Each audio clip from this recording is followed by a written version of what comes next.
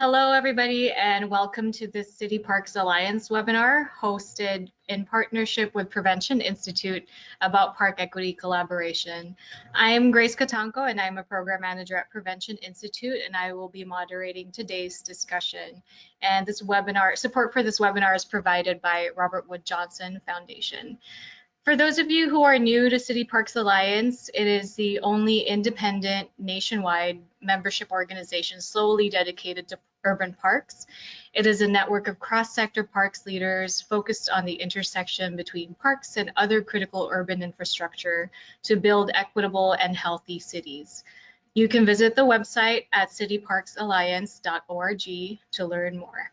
And Prevention Institute is a national nonprofit organization dedicated to promoting health, safety, and well-being through thriving, equitable communities. Our work focuses on preventing illness and injury before they occur by addressing the community-level factors that influence health outcomes. We've been working on park and green space equity as a health, equity, and racial justice issue for over 15 years, including through statewide training in California and local policy advocacy work in Los Angeles County.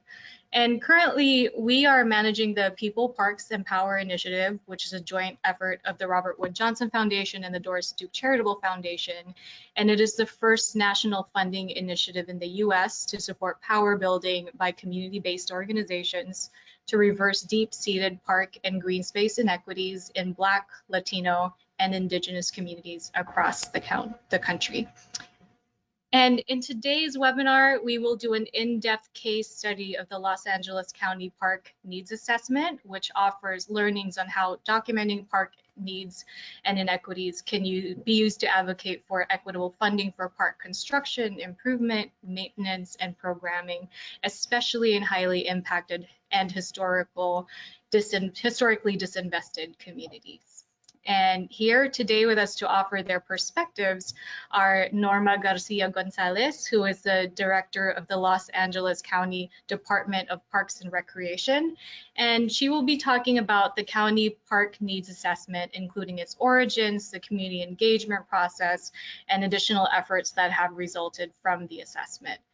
We are also joined by Francisco Romero, who is my colleague and a program manager at Prevention Institute, and also formerly a program manager for community transformation with Promesa Boyle Heights, which is a community-based organization in Los Angeles. Francisco will be sharing his perspective as an advocate who worked not only with community members throughout the park needs assessment process to ensure their voices were being heard, but also communicated regularly with county officials such as Norma. And last but not least, we have Manny Carrillo Jr., Director of Recreation and Community Services for the City of Baldwin Park, California. Manny will be talking about the park needs assessment process in Baldwin Park, which is a city in Los Angeles County, and how they have utilized the information from the assessment in their efforts to increase green space in the city. Thank you so much to all of you for joining us today. And if you are interested in continuing education credits for AICP, LACES, or City Parks Alliance's new General CEU certificate, please watch for a follow-up email in the next 2 days with instructions on how you can claim your credits. And before we get started, I'd like to just go over some quick housekeeping items. So we have a really great turnout today. I think over 500 people registered for the webinar, so welcome again. And to ensure that we can respond to everyone as questions or technical difficulties arise, I wanted to just share some tips.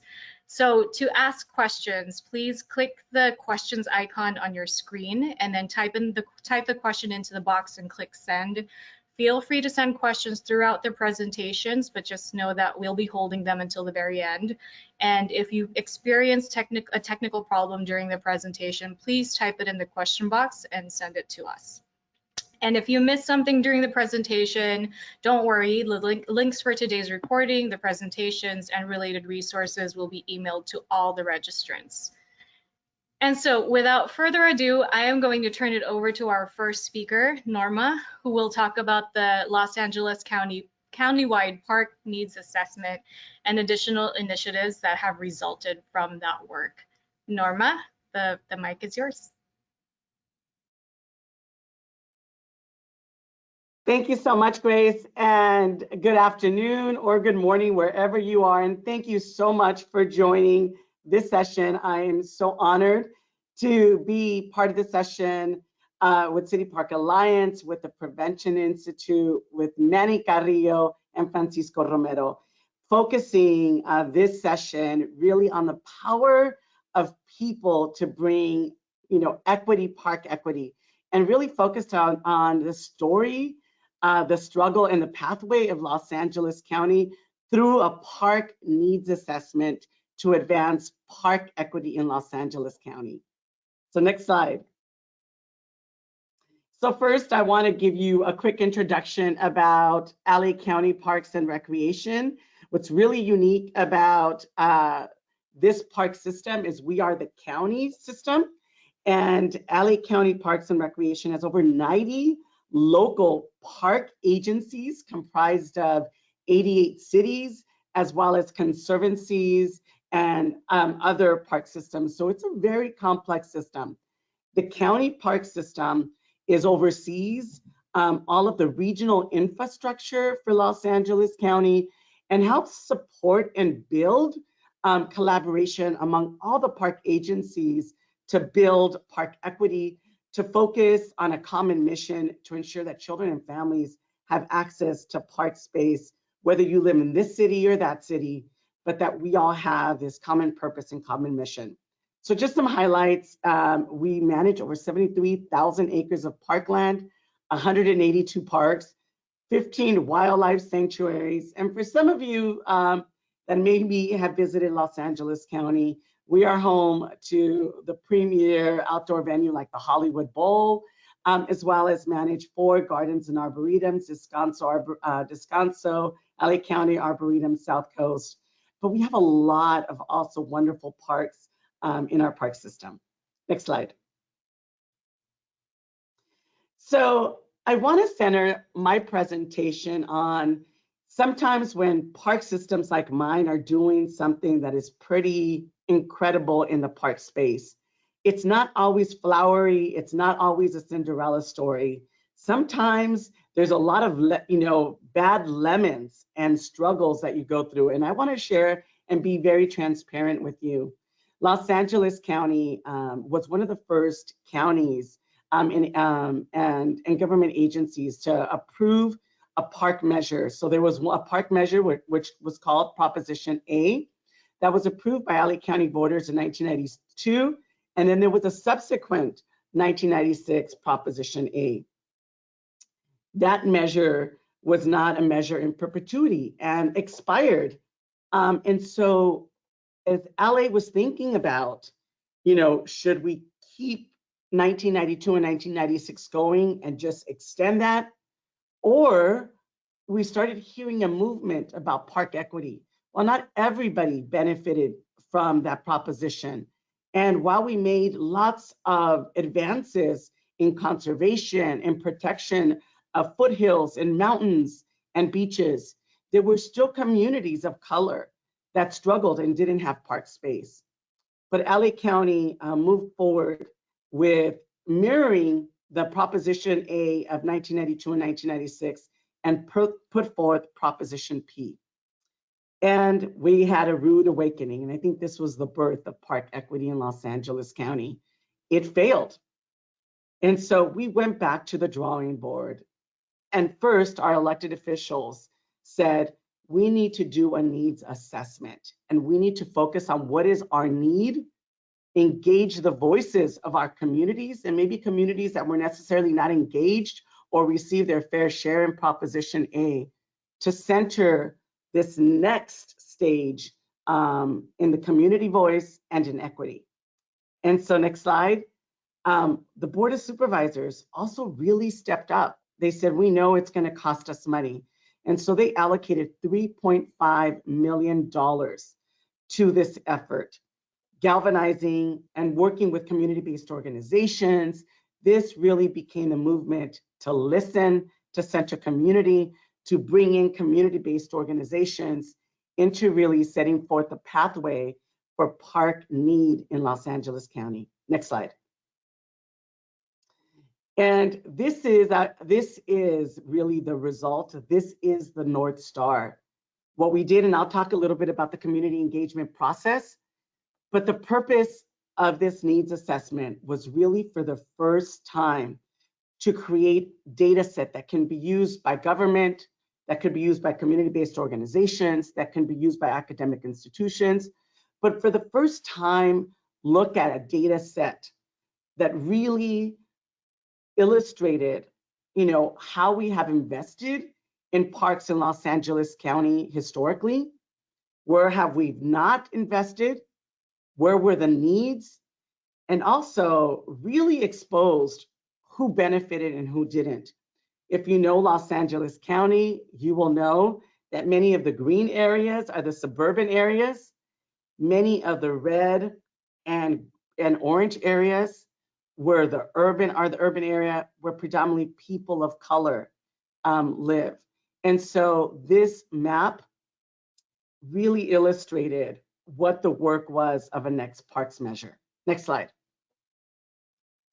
I want to talk a little bit more about what the park needs assessment done. So it gave us this map, but it also gave us data in regards to and created metrics for Los Angeles County. It also, in addition to just not only park land, but also there's really nuances about, do children living in South LA in the community of Athens have access to baseball fields and swimming pools? So not only did it look at, do we have adequate park space? Are resources allocated so that they're clean or that there's deferred maintenance to take care of that infrastructure?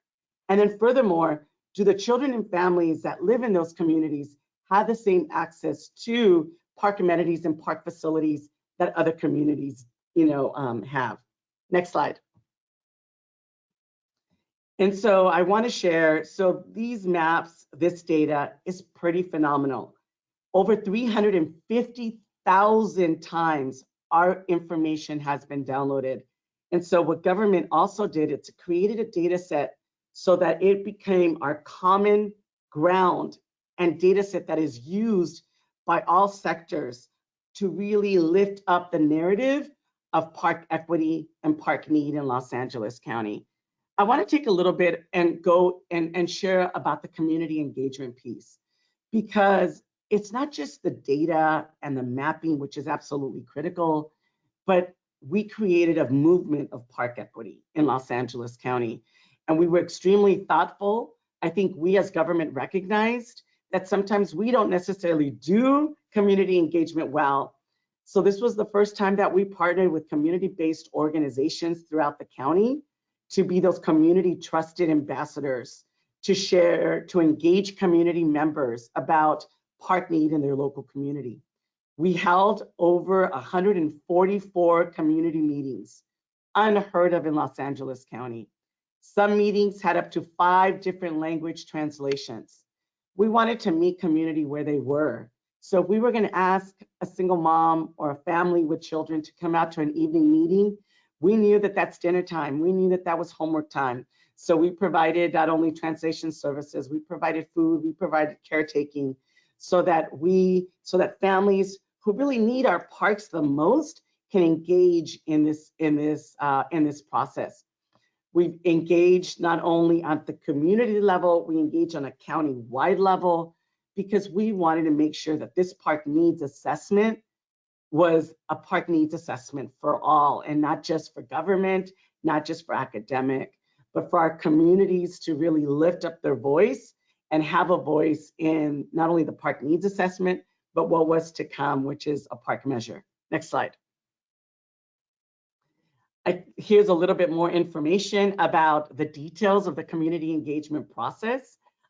We trained over 250 people to do engagement processes, how to communicate with the public, how to relate to the public, what information they needed to present, and then also engage the public to share information about what they needed. I personally attended those meetings, and let me share, I think it was probably one of the most incredible learning experiences of my life when we saw 24 youth walking into a park meeting and said, we're all united because we need a skate park in this community. So we engage multi-generations of community members to advocate for their needs in their local community. Next slide. The park needs assessment led. So after all of this movement, all of this data, I think we not only had a story, we had a cause that communities of color, urban communities have a deep need for parkland, and that there has been decades and decades of disinvestment. And if you live in that urban core, you're less likely to walk to a park, you're less likely to access programming, you're less likely to have, baseball and, participate in baseball, participate in football and art programming that happens at parks. And there's a lot of consequences in regards to mental well-being and public health, personal, health, a lot of other consequences to that. But we now had our North Star. We now had this common purpose, and Los Angeles County was united to really change the outcome and actually start determining its own future. Next slide. And so, no surprise, when you invest in community and when you invest in people, when you're transparent and create this movement, our park measure was overwhelmingly supported in Los Angeles County by nearly 75%. So let me stop there. 75% of Los Angeles County voters approved this park measure. And to give you perspective, we also, the following year, there was a transportation measure in Los Angeles County, there was a homeless measure in Los Angeles County, there was a stormwater quality measure. Parks was overwhelmingly supported than any other measure, which is just as important in Los Angeles County. Next slide. So I'm not going to go into the details, but what's also very critical about the park needs assessment is that community talked about the parks, new parks that needed to be created. They also talked about, investing in park infrastructure where there already are parks, the restrooms, the playgrounds, and the sport lighting fields. They also talked about the opportunity, the need to connect youth and families with nature, the importance of also connecting to our beaches. And so Measure A was really created specifically from the park needs assessment and is making direct investments based on the community needs. Next slide. And what's more, I think, pretty incredible about this, that it not only was approved by 75%, but Los Angeles County voters agreed with the park equity set aside. 30% of Measure A is dedicated to go to specifically in that map, the red and orange areas. LA County voters in the Santa Monica's, in the beaches, and in the Beverly Hills said, we need to vote to ensure that all communities, all children, and all families have access to parks like we do. And that was pretty incredible. So 30% of the money specifically dedicated to those communities. Next slide. And we're starting to see, I think this is what's so exciting, we're starting to see the fruits of Measures A's investments. So it's not just a policy document, a community engagement piece, a measure, but parks are being built where we need them the most in Los Angeles County. And I just want to talk about the largest investment that we've made in any county park has been made in Willowbrook, Los Angeles, in Los Angeles unincorporated area, which is located in South LA. We have built one of the most beautiful state-of-the-art facilities, investing $80 million in the heart of South LA. We are taking abandoned parcels and we are converting them into parks. 95th and Normandy is this parcel that was vacant since the riots. We acquired that and now it's a pocket park with a multi-benefit court so that children and families can play in their local community. We are transforming the second largest landfill in the country into our first regional park in Los Angeles County in over 35 years. We have taken idle land that we used to sit in front and back of a library, and we've created a pocket park so that when families are in the library and enjoy the library, children can be outside playing. So we've also been very creative. Another 92nd Street, we've taken a DWP utility corridor line and are now converting into a park with walking paths, active recreation, soccer fields, and much more. And this is only the beginning. Next slide. We have now, the park needs assessment was completed in 2016. In 2017, there was a park measure, but we continue to build on the park needs assessment. I think that's also a lesson. It's not just a stagnant document and a stagnant investment. This continues to be a movement, and we continue to build on our successes. This last year, the Board of Supervisors approved the Park Needs Assessment Plus. For those of you that are familiar with President Biden's initiative, 30 by 30, to conserve 30% of land, 30% of water for conservation. The City of California, Governor Newsom, has also heeded the call and has moved California forward to also conserve 30% of land and 30% of its beaches. In Los Angeles County, we took the 30 by 30 initiative, but we can't continue to conserve only in the areas that are outside outlining areas. We also need to look at how traditional conservation measures work in built out urban communities. And so we took our park needs assessment and created a Park Needs Assessment Plus, which is to incorporate a 30 by 30 initiative in Los Angeles County. So you see this map that has the park needs assessment in 2016. We updated the data, the 2016 data, and looked at population vulnerability. And we start seeing some changes from 2016. We start seeing population vulnerability moving to the northern county.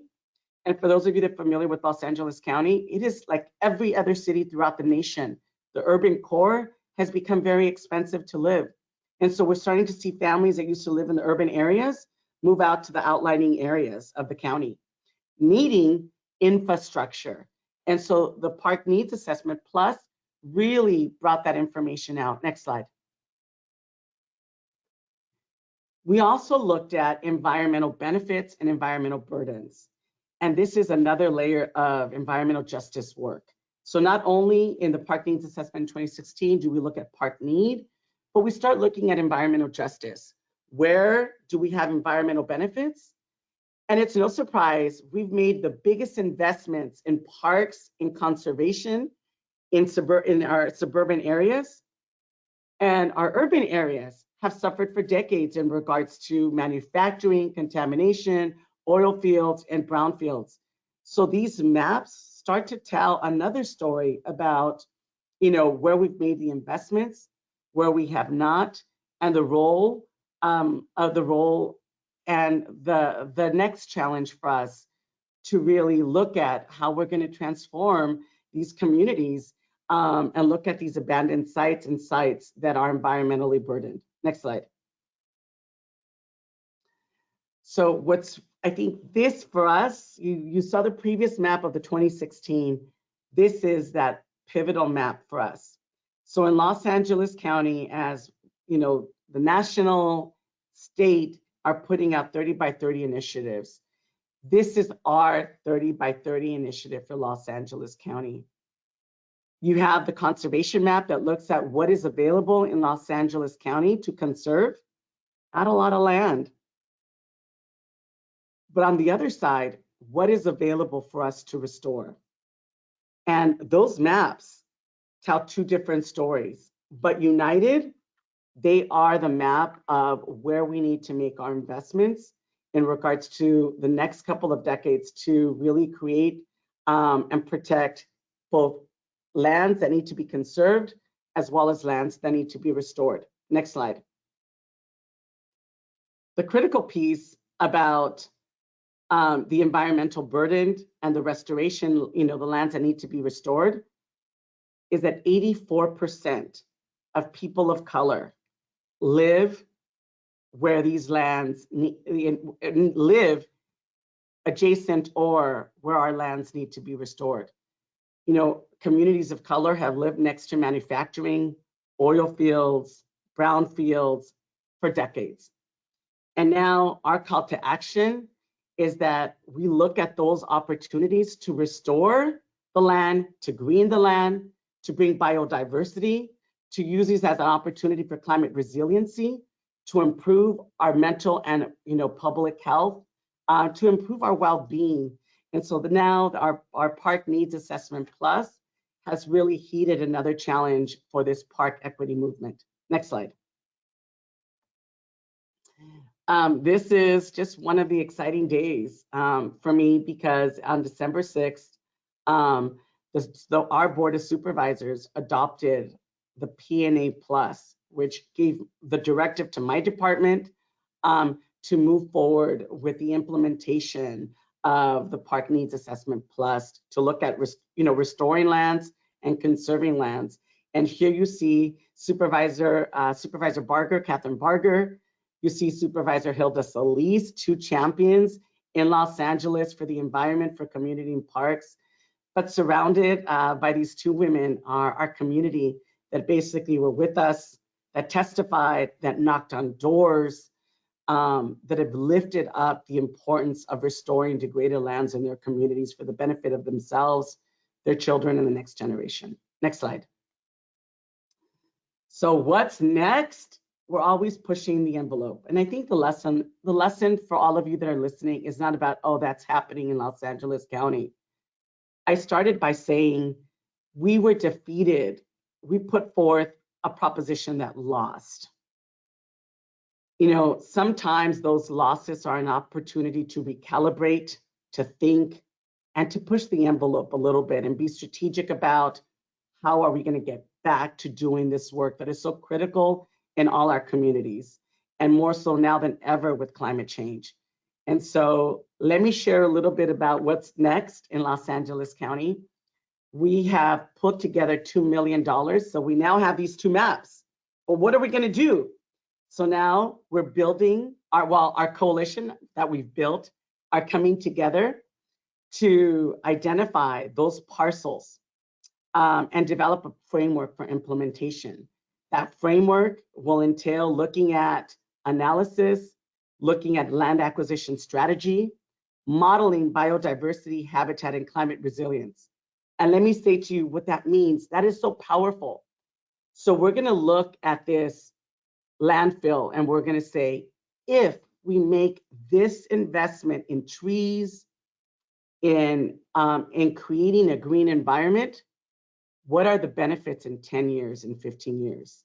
So that we are going to start making the connection to our funders, for our elected officials, for philanthropy, to say, if we make these investments now, these are the environmental, the human, biodiversity benefits. So let's start investing now, because if we don't do it now, we are losing the opportunity that is really critical to our well-being in the future. Next slide. And just a couple of takeaways. Invest in building a coalition. I say to you that if I would have dreamed this all up, have gone to an elected official, we would have stayed in the corner of when this proposition lost. This needs to be a movement of community. This needs to be a movement of coalition building. And I'm so excited for you to hear from Francisco Romero, who's going to talk to you about that coalition building. That was the heart of this work. Investing in coalition building is absolutely key. 2, nurture your champion. There are so many complex issues that we all are dealing with in government and in community: homeless, incarceration, mental well-being. We need to take the time to invest in that champion that is going to rise up and champion the park equity movement. Work with them, engage with them, listen to them, talk to them. Sometimes they could be an elected official in coalition with community, but we have to make the investment in people and leaders to help to champion this movement for our community. The third piece is data doesn't lie. We invested in data. When we put out that map in 2016 that said Black and brown communities have less park space than well-off, middle-class, affluent communities. That was a stark reality that we had to face as leaders of government. And we could have taken two paths. We do something about it, or we continue to perpetuate that. LA County did something about it, but we invested in the data to tell the story that is now, that really led an equity movement. So I'm so excited for you to hear about many cities have gone above and beyond what the park needs assessment has done. Francisco will talk about community and coalition building. And together, this is the exciting work that LA County, in partnership with community, gente, is doing. And if we can be a resource to you, we'd be happy to do so. And just want to finally just say, happy Hispanic Heritage Month. Thank you so much. Thank you.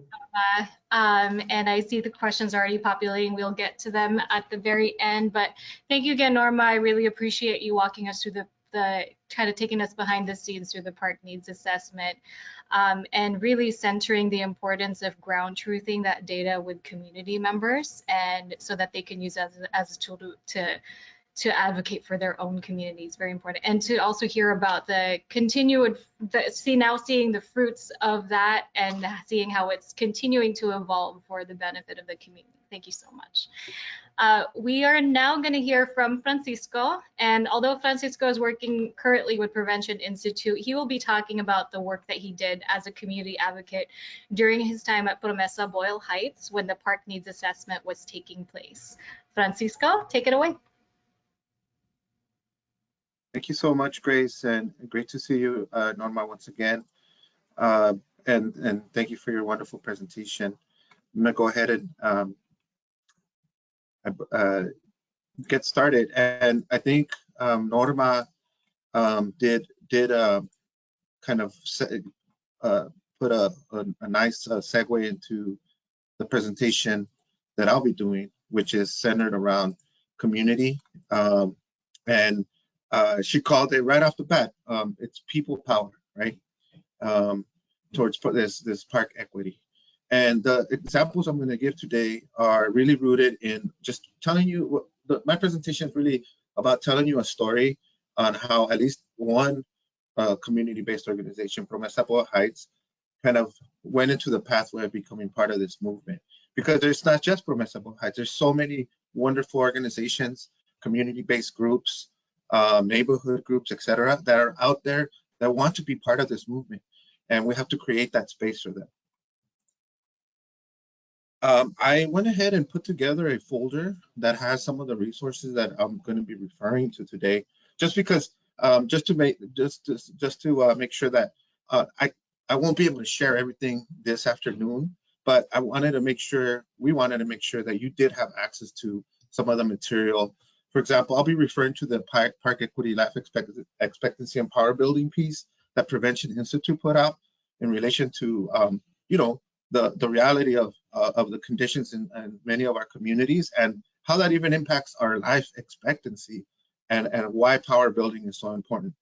I'll also be sharing in this folder a report that was published by the Park Equity Alliance, and you'll hear a little bit about what the Park Equity Alliance is right now in this story that I'm going to tell you, right? And then finally, another piece that Promesa Boyle Heights published in relation to really specific, the story of Promesa Boyle Heights. So kind of what I'm going to be sharing today is based on this this last report here on the edge here on urban green space, multi-benefit projects, and watershed health, because you know, we also make the connection to parks and water, right? Like these are some very key areas where the movement is really front and center right now. Just a little bit about Boyle Heights. You know, like many communities, especially as you can see in the communities in the red, right, and the orange on the right-hand side here at the bottom, the map that Norma was sharing in relation to the park needs assessment. You know, communities, you know, this did not happen by accident, right? The way Los Angeles was laid out is the way many urban cities were laid out. And it was a lot of it was through structurally racist, intentional disinvestment and placement of, of communities of color into situations where, one, there were, for example, here on the top left corner, you see Boyle Heights. It was divided up by some of the most largest freeways probably in the world, right? The 5, the 10, the 60, and the 710. The 710 is a little further to the east, but essentially Boyle Heights is boxed into what folks call a toxic hotspot, even according to the Cal Enviro Screen tool. Many of you use that tool, where Boyle Heights is up into the 5th percentile, and so that's pretty serious. And when we say disinvested communities, in this case for Boyle Heights, the 95% of the community there's Latino, mainly of Mexican descent, and there's the whole situation around it being a working class community, right? So it's like the folks that have lower income, that have lower resources, that are living there. But in the report, the urban greening report, we start off that report by showing the cultural, historical wealth that the community has, right? So this picture really kind of centers around like the problems and the barriers and the burdens, the ones that Norma was talking about. However, we wanted to make sure that the people in the community there are a beautiful people, have a beautiful history of struggle. And this is why Promesa Boyle Heights exists, right? Because there was a community of people starting with like Proyecto Pastoral, folks organizing out of Dolores Mission, that gave birth to what we call this movement, right? A little more, I'll do this one a little more quickly, just to show you a graphic around just how very little park space there is in Boyle Heights. This is one of the subdivisions that is mapped out from the first park needs assessment, and so you can see that just over half an acre per every 1,000 is the space, the park space that actually exists in Boyle Heights. This is 6 times lower than the county average. This is just the average, which is 3.3 acres, right? Five times less. And so that's just the average. That's not talking about like the other communities where, for example, here, and all of this data that you're seeing here is coming straight out of the Park Needs Assessment 1, right? The first one. And so we'll talk about the P&A Plus in a second. So again, you do start seeing the disparities, right? This is really just the point that I was trying to make here. There's hope. There is hope. And the hope is forged by those communities in the front lines and the organizations that serve them or are led by them. And so just to let you know that when Norma spoke about the mobilization and the community coalitions and alliances that came together to make sure that Measure A passed, especially with that data and the information behind it, you saw the results, right? Norma mentioned that just a while ago, but this is just a snapshot of all those organizations that were involved in that first run up to get it onto the ballot and to get it passed, right? And then Norma already spoke to this. It was a majority, 75% practically of the voters said, we are willing to invest, but let's do it in a way that's equitable. But to make that happen, the RPOSD, the county, parks departments, the legislation as it passed stated that there needed to be a steering committee that developed the language that was going to be the guiding document for the administration of the funds. And so, one of the things we started doing is there was a series of meetings that were taking place. Just to be real, the meetings were in English. They were in the morning. Community engagement and equity provisions were being debated. We started, we as Promesa and other organizations started kind of coming around into listening, right? Because these are public meetings. So we're in the background, kind of just listening. We did have a lot of folks we knew that were at the table. Luckily, the county and the leadership of the board, they did invite CBOs to the table, which was a critical element in giving space for community voice into the process. However, there were some things that we had to, make sure that, we raised up as like some of the things that may have or could have been improved, right? Like having more meetings at night, having meetings in multiple languages, like the type of things that Norma was talking about of how things are being done now, right? So just wanted to uplift that. And then, what we started doing is that's where the beginnings of the Park Equity Alliance began to take shape. The organizations and CBOs and the residents that started seeing, we need to like advocate here. And so what we started doing was, again, taking residents to the meeting so they could listen and learn. We provided the interpretation. Then we began a letter writing campaign, board visits, just pressing for these equity provisions. And then finally, towards the day of the actual vote at the board office, there was a mobilization of community-based organizations that mobilized to that board meeting where the vote was made. And I'll share a little bit about the results in that. Actually, Norma spoke to him, so I'll kind of go a little quicker through that. And then, one of the things there too is that there are some oversight seats on the Measure A oversight community advisory board, right? This is important because one of the things that we always want to remind folks is that once you pass a measure, you want to make sure it's being implemented correctly.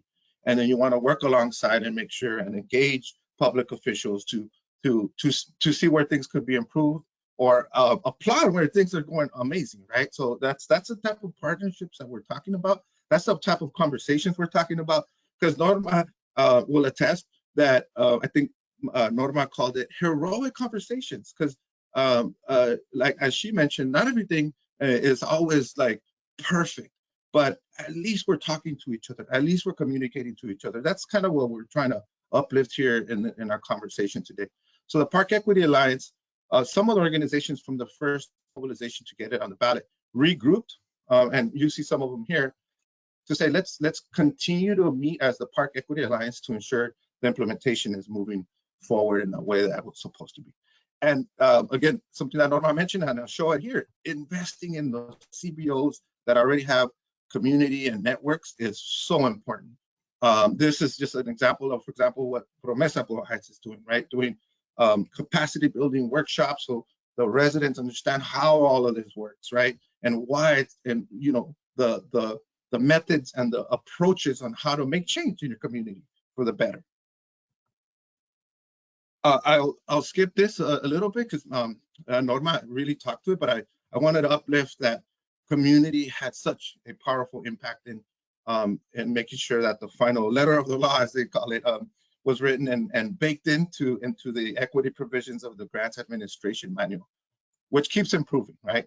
So finally, to kind of turn the corner here and bring an end here to some of the story here that I'm telling, is that we had some suggestions around what next, ongoing things, and some lessons learned, right? So we continue to monitor the county board meetings on budgets, because one of the things is we were monitoring the Measure A dollars and how they're being implemented. But one of the things that we saw is that every year, the budget is being looked at, and usually one of the first things that's up on the chopping block, as they call it, is parks budgets, park staff.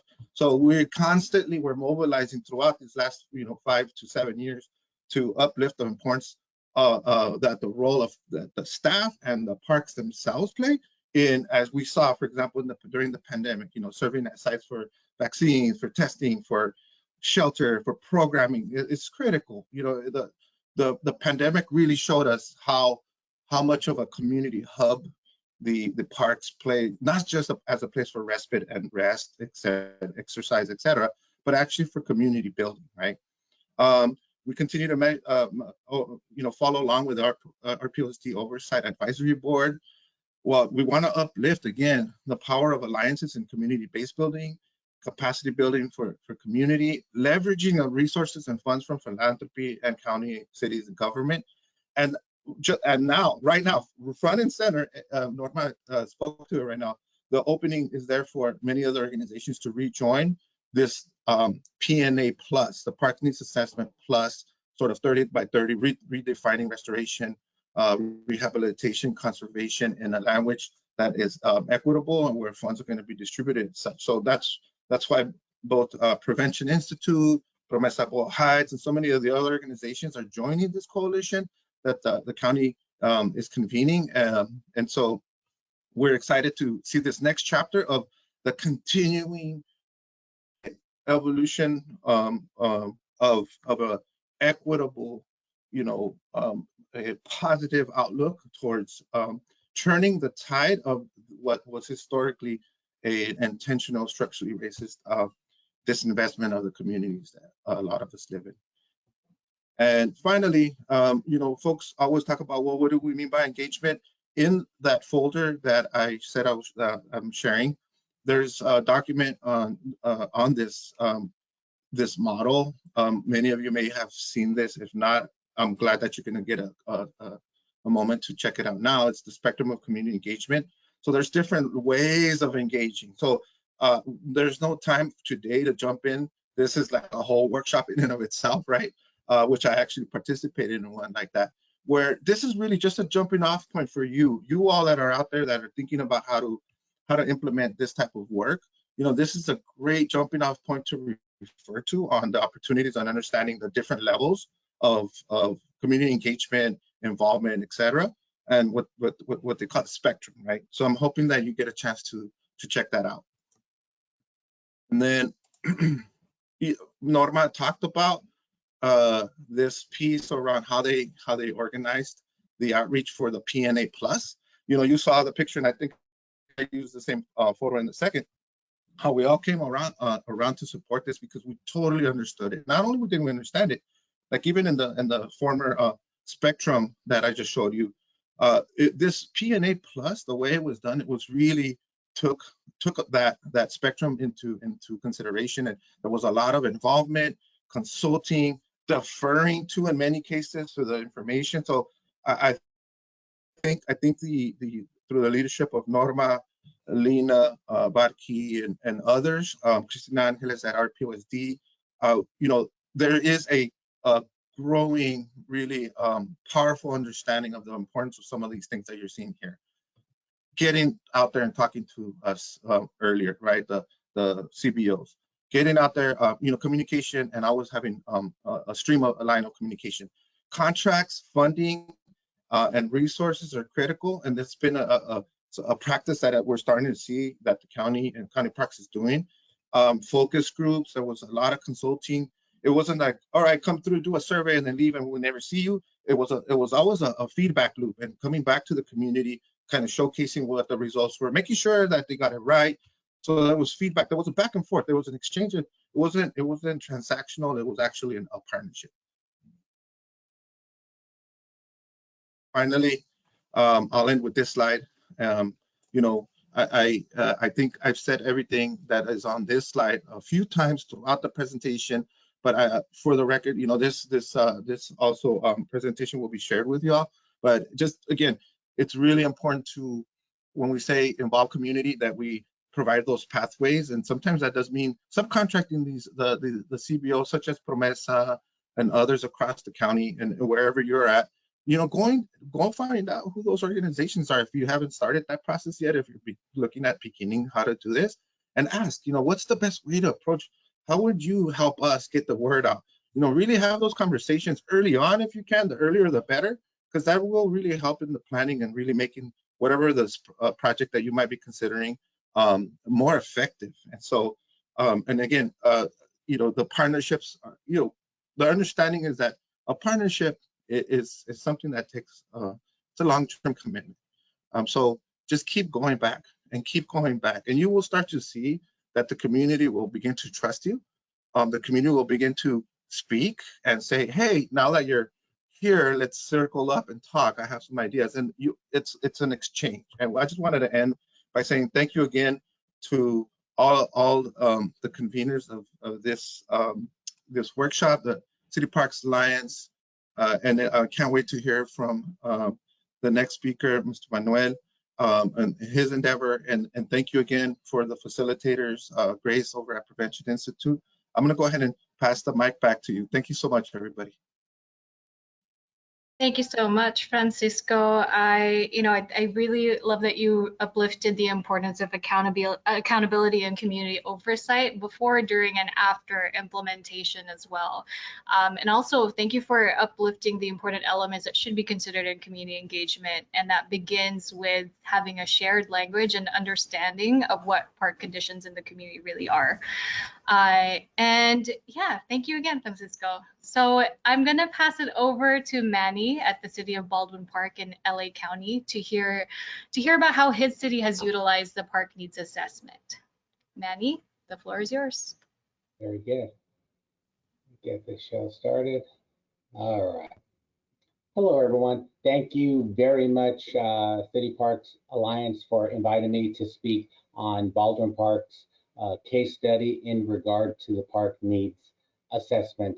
I am the Director of Recreation Community Services, and I am the very proud director. I've been with the city for 28 years, and I have been the department head for 23, and I just completed my 24th summer.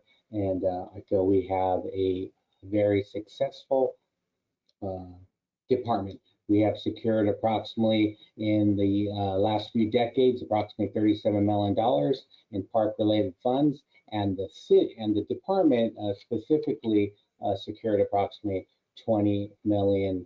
And the gap of 17 plus million I'll talk about in a few minutes. In regards to a little bit of background about the city of Baldwin Park, we like to call ourselves the hub of the San Gabriel Valley. Our population is just under 70,000, about 6.7 square miles.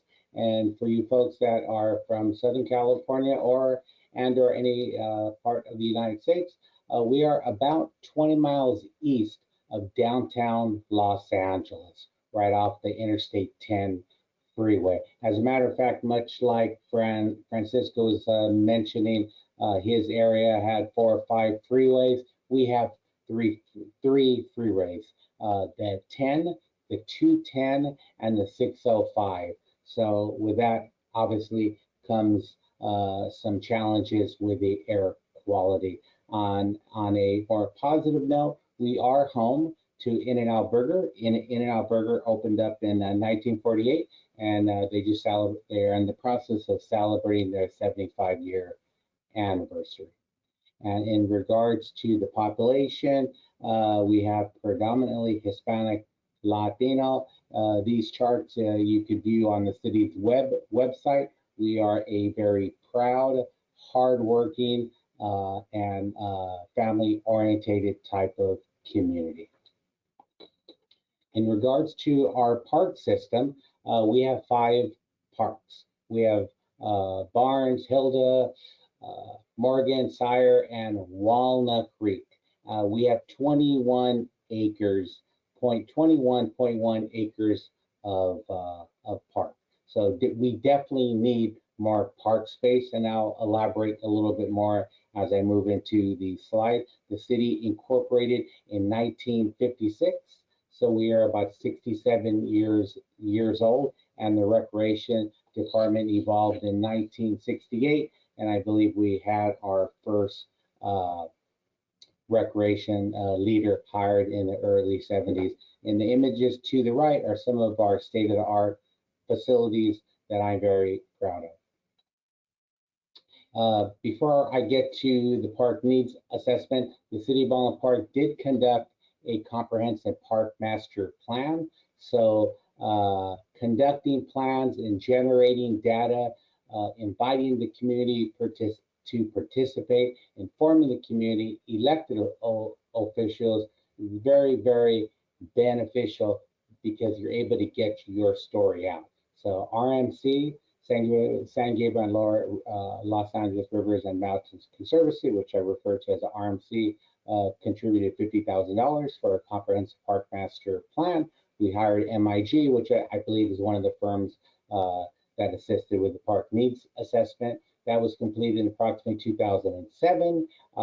And in terms of what we generated from this study, because during that era and moving forward, a lot of the grants required a tremendous amount of public engagement. So we generated just under $3 million from our comprehensive park study. And these are some of our facilities.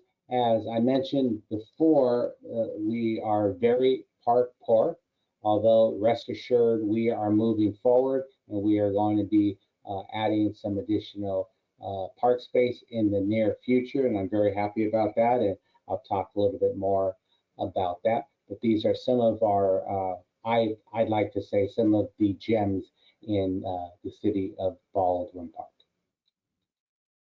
Okay, so the meat and potatoes of the presentation is in regards to Los Angeles County Comprehensive Park and Recreation Needs Assessment.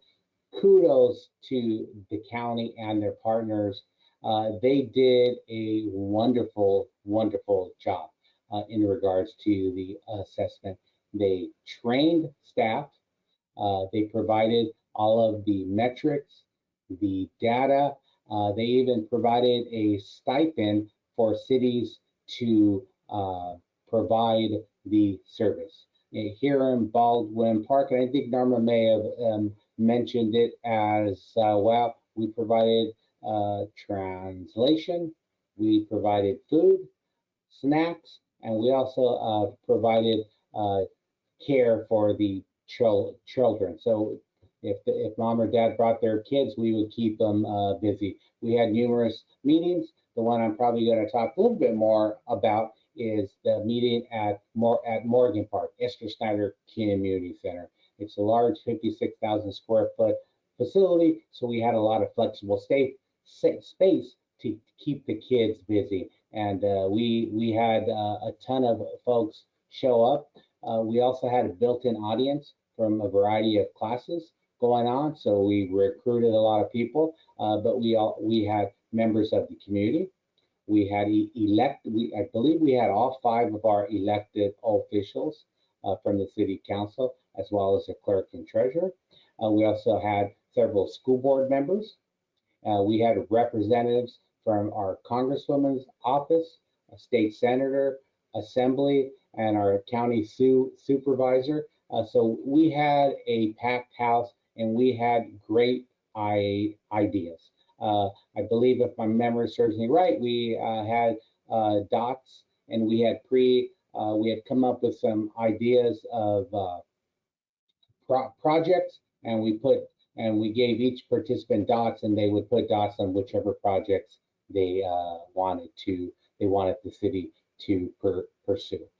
So the campaign was We All Need Parks campaign was led by the county. And once again, as I recall, I've been thinking a lot about the process. And I remember driving around Southern California or Los Angeles County looking at marquees and social media. And all 86 cities were promoting on social media. They had banners on their parks, high traffic areas.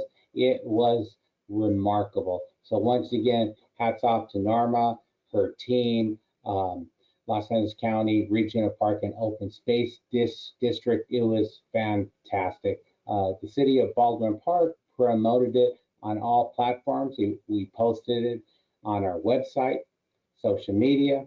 We have a very close collaboration with Baldwin Park Unified School District. So we worked with the school district to get the word out, and we also have high traffic areas at all of our facilities. So we had flyers.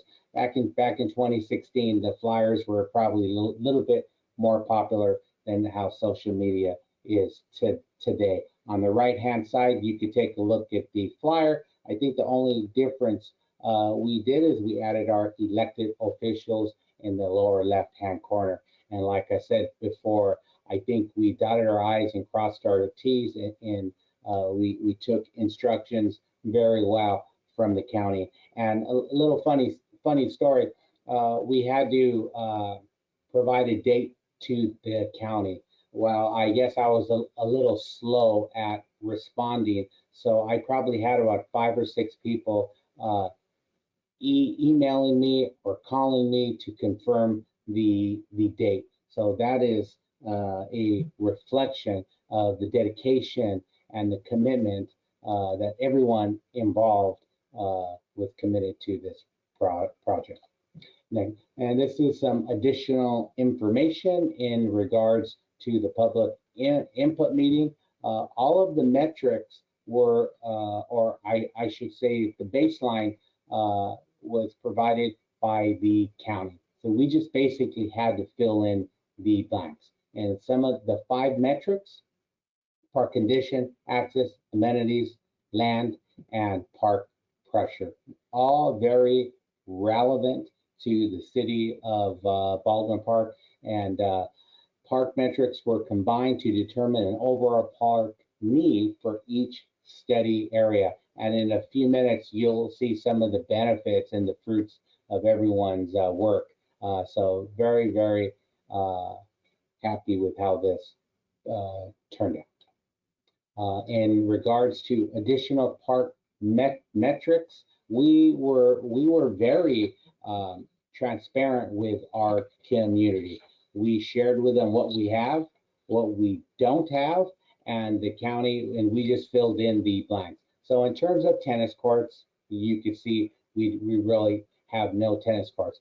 But the school district, we have 2 high schools, and the school district is decommissioning some of the school sites. Not they'll decommission a high school, but I do have my sights on providing some additional activities on school district property. Some additional community profile information that we provided to the community: 47% of the population has income below 200% of the poverty level. The county average is 40. So you can see the need in Baldwin Park is a little bit more. 6% of the population has no vehicle access versus the county average, which is 10%. And then in terms of linguistically isolated, we are at 30% versus the county at 26%. And there's some additional data at the bottom in terms of ethnicity. Okay, little bit deeper into the results. Well, once again, I really need to compliment all of the partners involved in this process.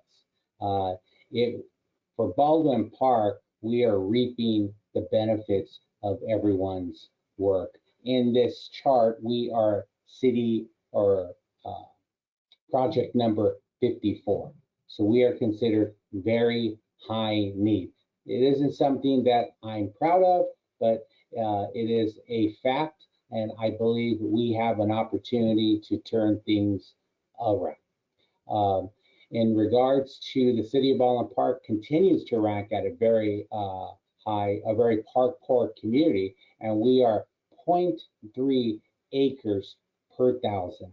That's even lower than Francisco's area that he was talking about a few minutes ago. The county average is 3.3 acres per thousand. So once again, Baldwin Park is 0.3, the county is 3.3. But rest assured, we are definitely making some improvements in the city of Baldwin Park, and I tend to think we might even be moving into a new category in the next 3 to 5 years. In addition, another fact, in there, 22% of the population has access to a park in terms of walking. In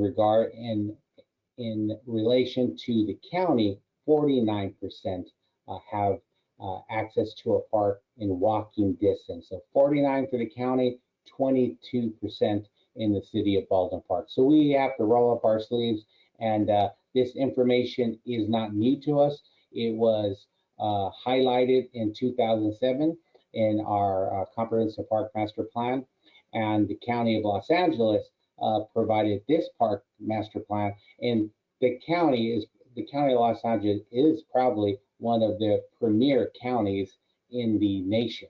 So when they produce this plan, at least in my opinion, people really took notice. So when I share this with our elected officials, our school board members, our commissioners, community leaders, advocates for parks, they believed the study. They already lived through the community, and it is just a call for the city of Baldwin Park to create some park equity. And I'll talk a little bit more about that. So where the parks are most needed, we have 3 of the categories. We rank very high in those 3 categories. Those are the images on the left-hand side.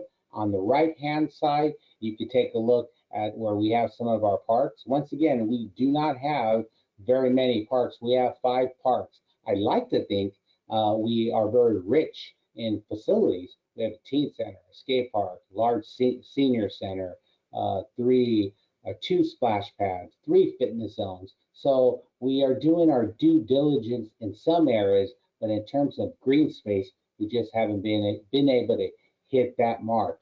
Although, because of this study, I really do think things are changing around, and I definitely have some good news in the next slides.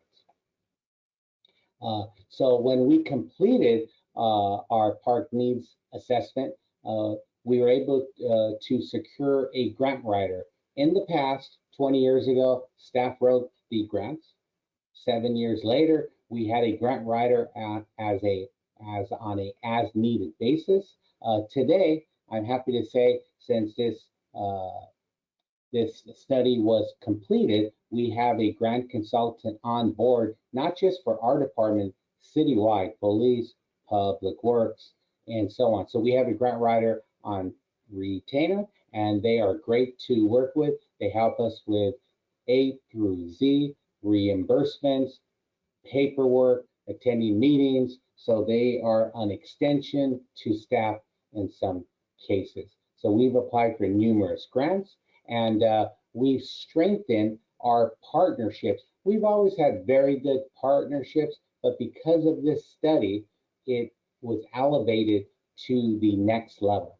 So Baldwin Park Unified School District has a very good attendance, although in the last 15 years, attendance has dropped 45%. Norma mentioned it in her presentation that it's very expensive to live close to Los Angeles, so people have moved further out. We're 20 minutes away from 20 miles away from Los Angeles. Some people are commuting 100 miles round trip, 50 miles out, or even further. So that also correlates with Baldwin Park Unified School District. So once again, they lost 45%. So they will be decommissioning some schools. 2 have already happened, and I'll probably chat a little bit more about that in a few minutes. And we have partners, Amigos de los Rios, Active SGV. As a matter of fact, Active SGV last night at the council meeting was awarded a agreement to help us with our Big Dalton Wash, and I'll be chatting about that in a second. Nature for All is another one. Berlin, the CEO, we're partnering up with the EOP grant. So we are, OEP grant. And we are partnering up with the Outdoor Equity Grant, and they will be the lead, and we will be assisting them, and hopefully the benefactor of these services will be the residents of the city of Baldwin Park. So following up and after this study, Barnes Park, our public works green waste and adjacent, we have Barnes Park, and we are expanding Barnes Park. There's a green waste station adjacent to Barnes Park, and then we purchased a lot adjacent to Barnes Park. So we are actually expanding it. And then we purchased a green space, or I should say an empty lot on the north end of town. And I'll talk a little bit more about that. On the right-hand side, these are the actual lists that came out of the public input meetings for the park needs assessment. So you could take a look. I have a little legend on the bottom right-hand side. Some are completed, some are in process, and some are in collaboration. Like the last one on the right-hand side, Community Garden. It's a collaboration with Baldwin Park Unified School District and Kaiser. So collaborations are definitely crucial. because not one person, not one agency can do everything. In regards to the park needs assessment, we reevaluated our sales tax. So we took it to the residents, and we had public engagement meetings and so on. One of the top items was law enforcement and parks. So rest assured, I feel pretty confident that I see a brighter future for the city of Baldwin Park. As I mentioned before, these funds are going to be crucial. I see these funds as legacy funds. So now our sales tax in City of Baldwin Park, with probably half of the county, is 10.25%. So we went from 9.5 to 10.25, and that was approved by the voters, and I believe was approved by the voters by about 58% in November of 22. So I wish it was 75% like the Parks Needs Assessment, but ours was a general tax, so we required 50 plus 1%, where the Park Needs Assessment was a 2/3 majority. So mentioned that decommission of school sites. As of today, the school district has closed 2 school sites in the city of Baldwin Park. Hard decision, but the enrollment, as Francisco mentioned, you have to follow the data. The data are facts. So 2 sites have closed. Schools are strategically placed within the community. So I have a good feeling that we will be opening up additional parks off of school sites. There's already talk of a sports park at one of the school sites coming from Measure BP, and we are already discussing that at the staff. And then in regards to securing grants, because of the park needs assessment administered by the county, the city has secured in park-related grants close to $30 million, and that is just in the from 2017, from when the park needs assessment was completed until present. So just under $30 million, and if we go back 20 years, it's a little bit more than that. But with all transparency, there's a big number in there from our Public Works Department. It is third from the bottom for just over $14 million. That is a Barnes Park multi-benefit stormwater capture project through Measure W, another funding source. So as we've been chatting today in regards to leveraging resources, very, very important to work across departments and with everyone you could connect with. This is the TAP allocation. City Baldwin Park ranked very, very high, so we received $285,000. Those monies are earmarked for our park on the north end of town. I took my mayor to the press conference, and he enjoyed himself in talking about relationships. I was out of the country. Norma gave me a call, and I answered, and she wanted to make sure that I was attending the press conference, and I said, absolutely, the mayor's coming with me, and everything worked out, and there we are.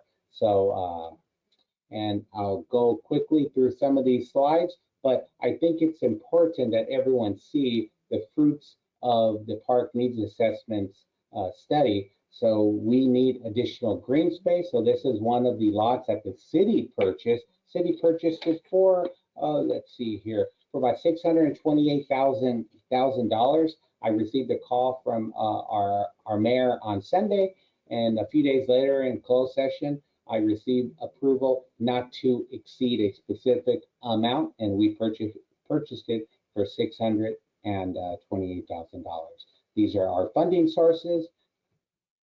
In regards to the 5-mile trail, I talked a little bit about that. That is our Big Dalton Wash, and the blue image was awarded last night.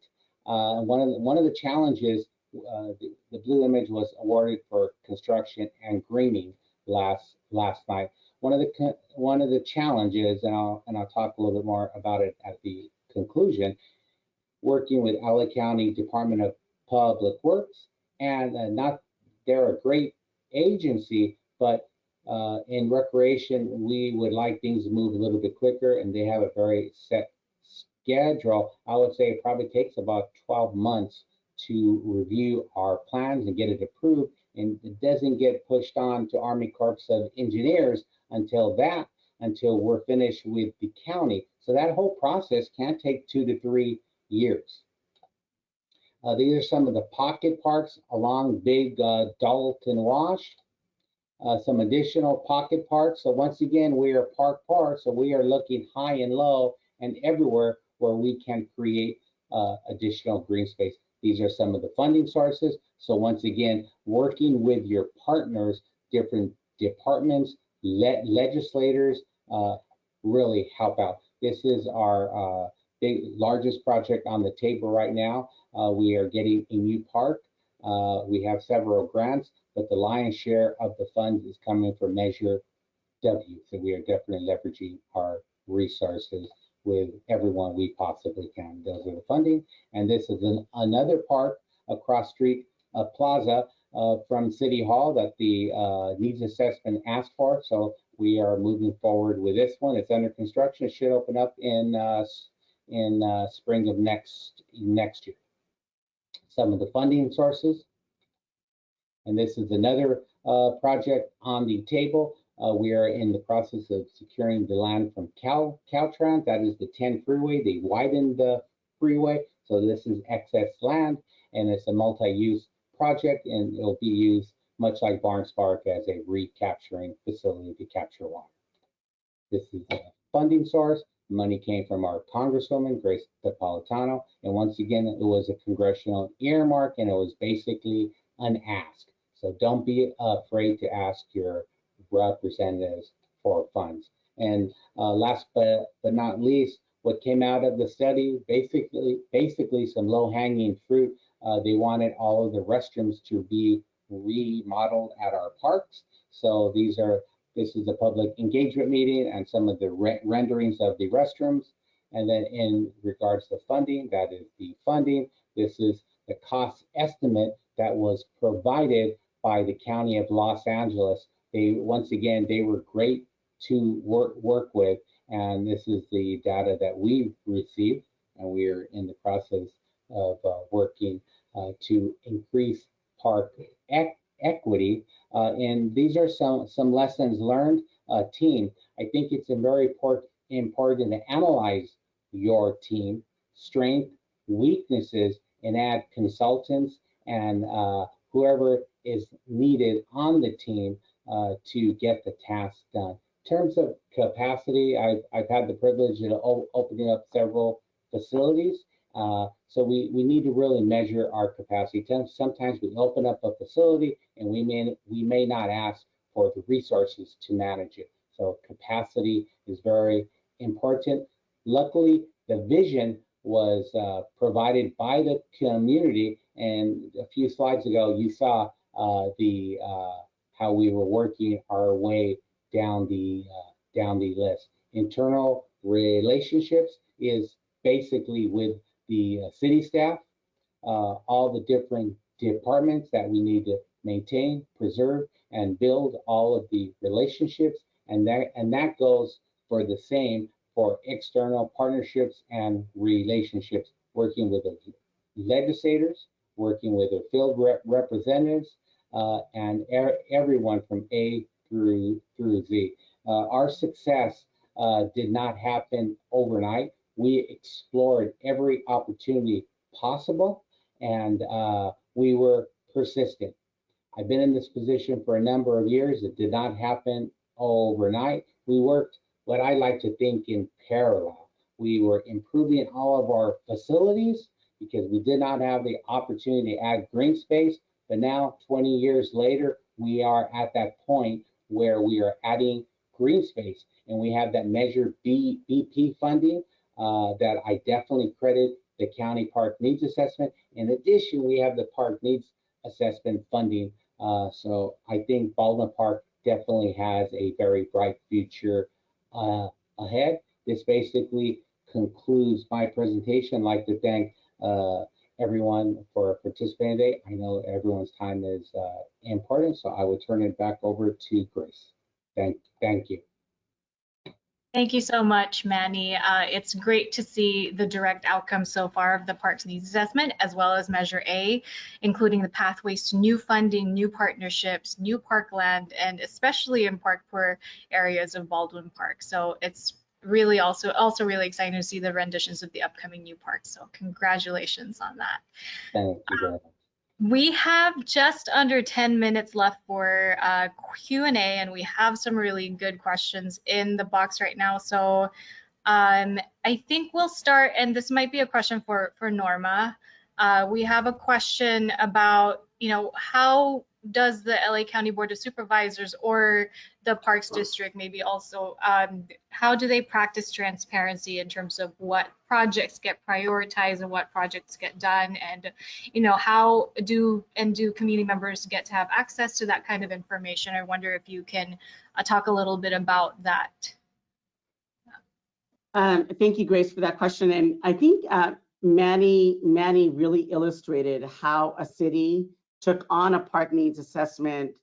They didn't shelve the community input process. And I want to say kudos to Manny.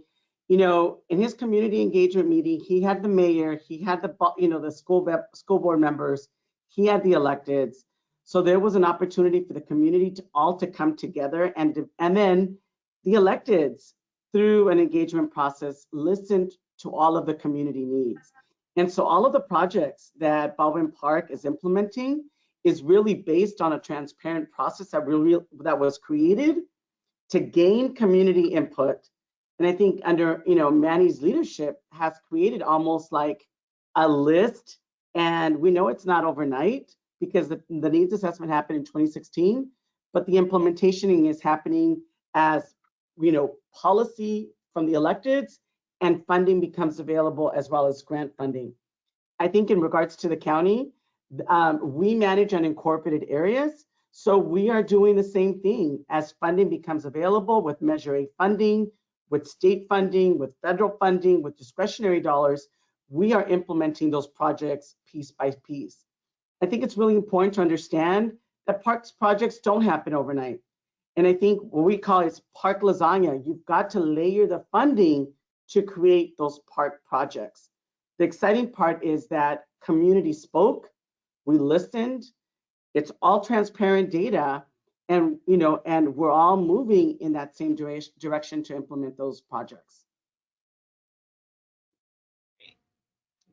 Thank you, Norma. And then, I don't know, correct me if I'm wrong, I think that some of that is also on our POSD Regional Parks and Open Space District website, which competitive grants have been approved and all that. So community members have access to that too. Yeah.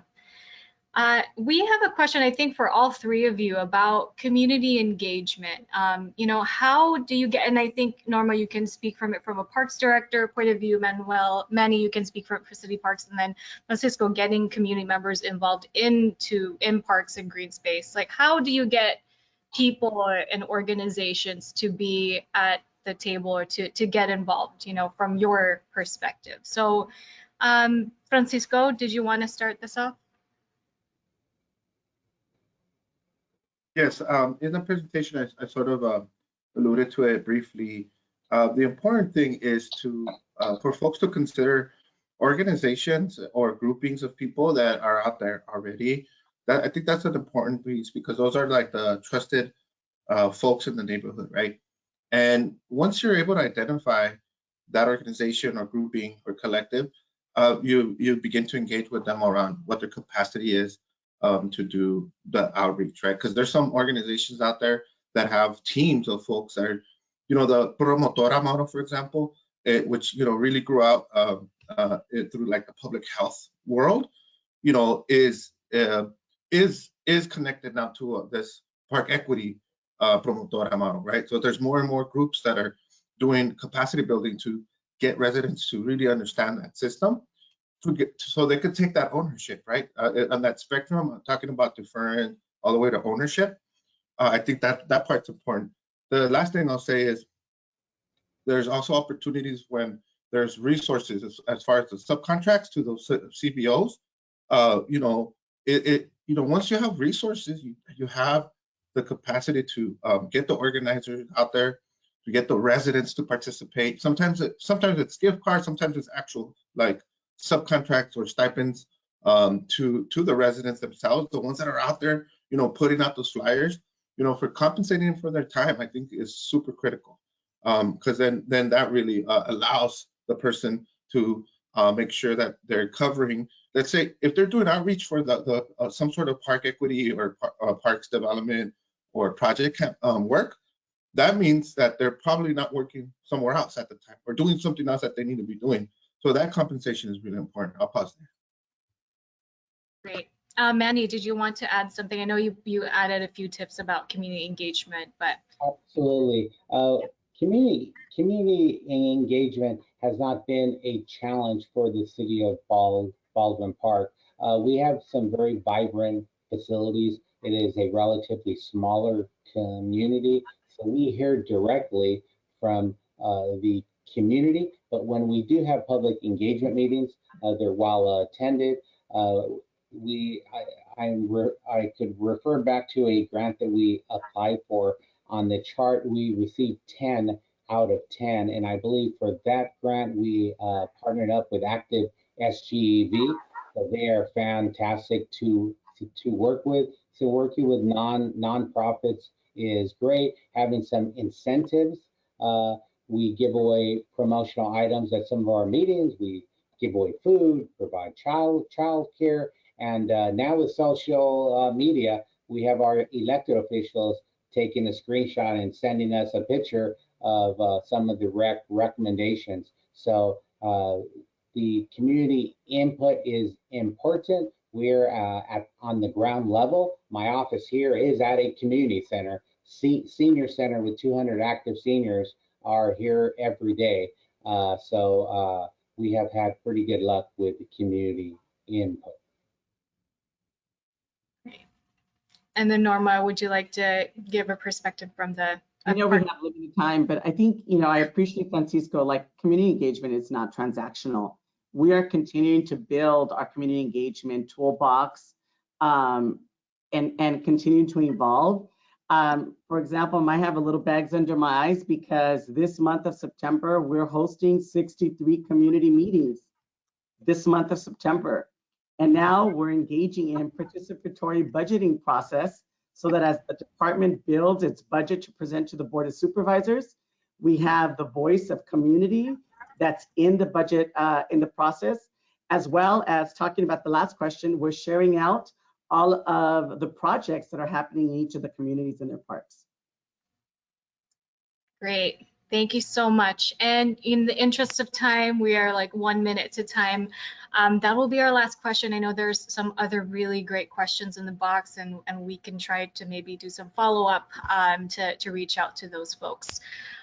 So just a reminder, we will be sending links to today's recording, all the presentations, and all the related resources that we talked about today, and that will be emailed to everyone within two business days. So also, please take a minute to fill out the short evaluation that'll pop up after you leave the session.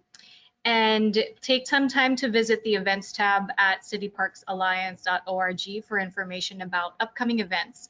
If you are interested in becoming a City Parks Alliance member, you can visit cityparksalliance.org/join for more information about all of CPA's great member benefits, including workshops, members-only webinars, peer conversations, park study tours, and more.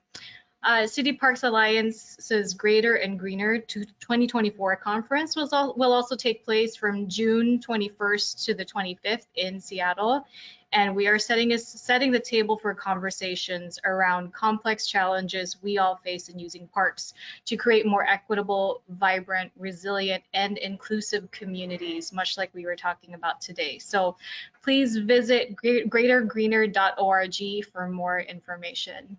And we'd again like to thank our presenters for joining us today and for sharing the amazing work that you have done to create more equitable urban park systems and serve the needs of all communities. If you have additional questions for any of us or any of our presenters, their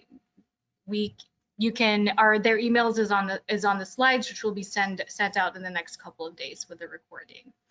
And last but not least, many thanks to all of you who have joined us today. Keep up the great work you're doing in our nation's urban parks. Hope you all have a great rest of your day.